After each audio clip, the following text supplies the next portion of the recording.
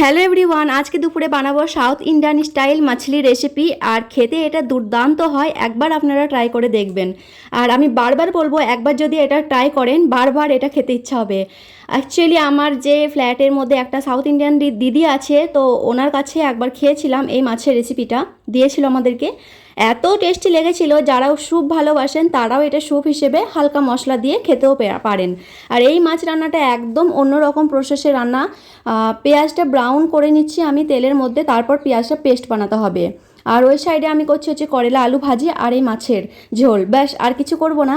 আর এই মাছের রেসিপিটা করলে আপনারা যে ভাতটা খান না, তার ডবল ভাতটা খেতে ইচ্ছা হবে, এত টেস্টি হয়। মাছটা ম্যারিনেশন করতে হবে, তার মধ্যে আমি 5-6 পিসের মতো মাছ নিয়েছি।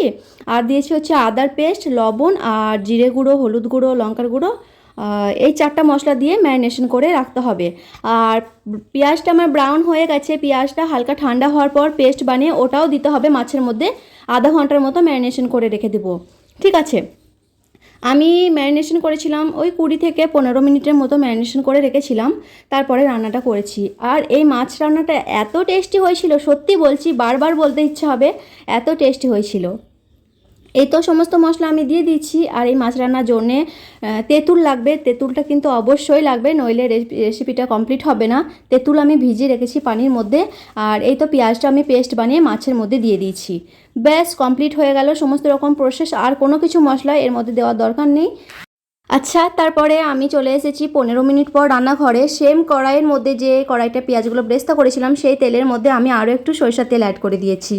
আর এখানে লাগবে খানিকটা কী বলে ওটা, কারি পাতা। কারি পাতাটা দিতেও পারেন বা স্কিপ করতে পারেন, কিন্তু সাউথ ইন্ডিয়ার খাবারে সমস্ত কিছুতে কারি পাতা দেওয়া থাকে বলেই স্বাদটা বেশি ভালো লাগে।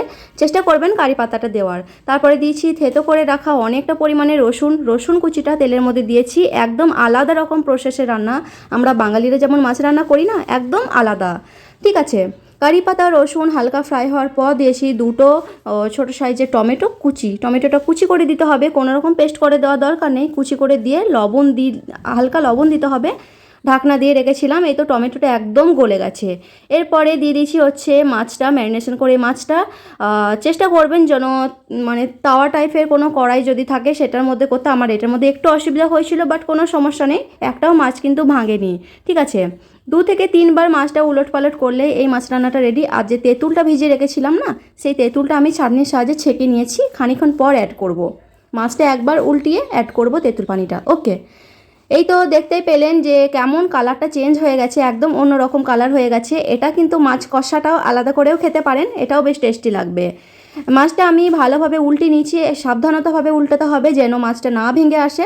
তারপরে দিয়েছি হচ্ছে তেঁতুল গুলে রাখা জলটা। আর আরও একটু জল অ্যাড করে দিয়েছি আমি, যাতে যার যেমন ঝোল পছন্দ সেরকম অনুযায়ী অ্যাড করে দিতে পারবেন।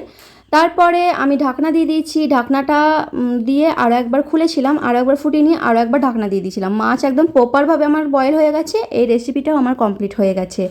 এত সুন্দর ইয়াম্মি খেতে হয় না, আর সত্যি বলছি বেশ সুন্দর হয়েছিল। একবার ট্রাই করে দেখবেন এই প্রসেসটা ফলো করে। ওকে, আচ্ছা, আমার এই তো মাছ রান্না পুরোপুরি রেডি। কেমন লাগলো অবশ্যই জানাবেন, অবশ্যই ট্রাই করবেন। ওকে, টেক কেয়ার, বাই, আল্লাহ হাফিজ।